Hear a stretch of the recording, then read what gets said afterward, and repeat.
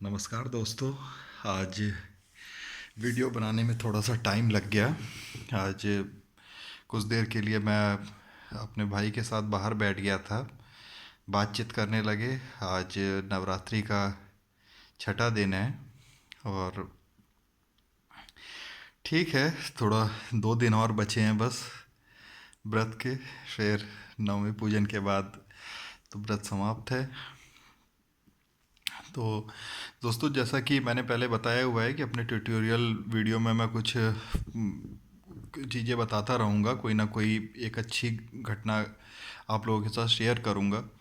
तो आज की घटना रामायण से है और बहुत ही बात वही है, फिर से वही बात हो गई कि बात छोटी सी है लेकिन बहुत ही गूढ़ और आपको बहुत ऊपर लेके जा सकती है, आपको सफल बना सकती है, जिसको मैंने अपने जीवन में फॉलो भी किया बहुत पहले से।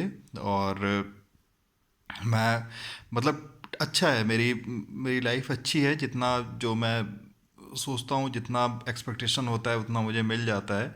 सब कुछ बढ़िया चल रहा है। तो वो एक छोटा सा जो रहस्य है वो मैं आपको बताने जा रहा हूँ। जब हनुमान जी लंका में प्रवेश करते हैं, श्री राम जी के दूत बन के माता सीता जी की खोज करने के लिए, जब वो लंका में पहुंचते हैं तो लंकिनी नामक राक्षसनी वहाँ पे रहती है। उसको तो वो एक अपने मुक्के के प्रहार में गिरा देते हैं उसे। फिर उसके बाद जब वो आगे बढ़ते हैं तो वहाँ रावण के राज्य में तो सारे राक्षस ही राक्षस थे। और लंकापुरी में तो घूमते घूमते उन्हें श्री राम धुन सुनाई देती है एक जगह से। रात का समय होता है।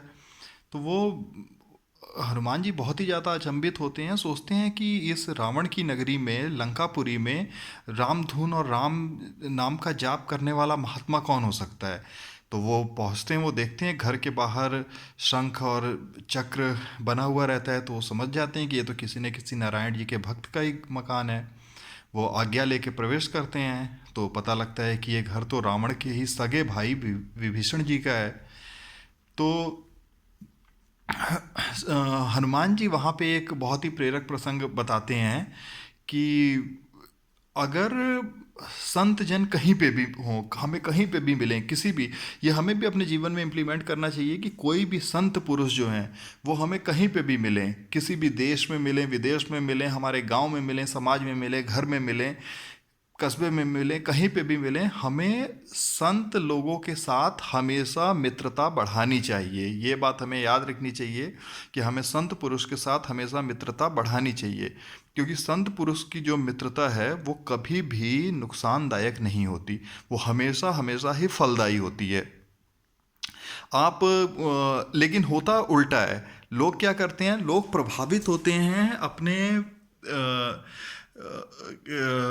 जो बुरे आचरण का या बुरा व्यक्ति होता है उसके हाव भाव, उसके उसका जो बाहरी दिखावा होता है, उसका आडंबर होता है, उससे लोग प्रभावित होते हैं और उसके संपर्क में जाते हैं। तो बुरे आदमी का संपर्क का तो नतीजा डेफिनेटली है कि वो बुरा ही होगा, उसमें तो अच्छा हो ही नहीं सकता कभी भी। लेकिन संत का, अगर आप संत व्यक्ति के संपर्क में आते हैं, उनसे मित्रता मेल जोल बढ़ाते हैं, तो आपको कोई फायदा हो या ना हो लेकिन आपको घाटा कभी भी नहीं होगा, किसी तरह का आपको नुकसान नहीं होगा। लेकिन दुर्जन व्यक्ति के साथ अगर आप अपनी मित्रता बढ़ाते हैं तो आपको फायदा तो कभी नहीं होगा, लेकिन आपको घाटा होना 100% निश्चित है। तो हनुमान जी ने जब ये देखा कि राम धुन सुनाई दे रहा है, तो ये कोई ना कोई सत्पुरुष ही होंगे।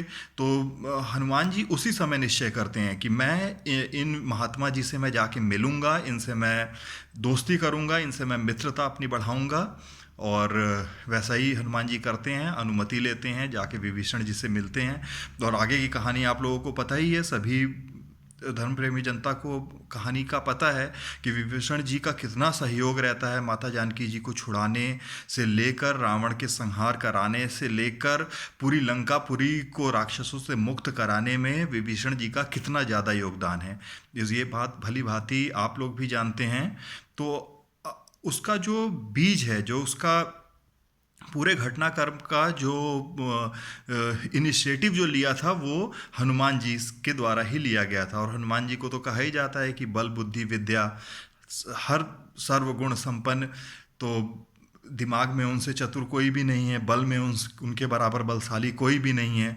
तो ये हनुमान जी के द्वारा ही लिया गया इनिशिएटिव था कि जिसने आगे चल के इतना ज़्यादा लाभ पहुंचाया। विभीषण जी आके श्री रामचंद्र जी के शरण में आए और उनकी सहायता से श्री रामचंद्र जी ने लंका पे विजय प्राप्त की और माता जानकी जी को वहाँ से मुक्त कराया। तो आज की ये एक छोटी सी कहानी थी। होपफुली पसंद आएगी आप लोगों को। और बस एक बात को गांठ बांध के रखना है, अगर जीवन में सफल होना है तो हमें सज्जन व्यक्ति जहाँ पे भी मिलें, जिस भी एरिया समाज में किसी भी वर्ग से हों, बड़े वर्ग छोटे वर्ग और जात पात, ये सब चीज़ें हमें भुला के सज्जन व्यक्ति के साथ हमेशा मित्रता करनी है। जय श्री राम। Thank you.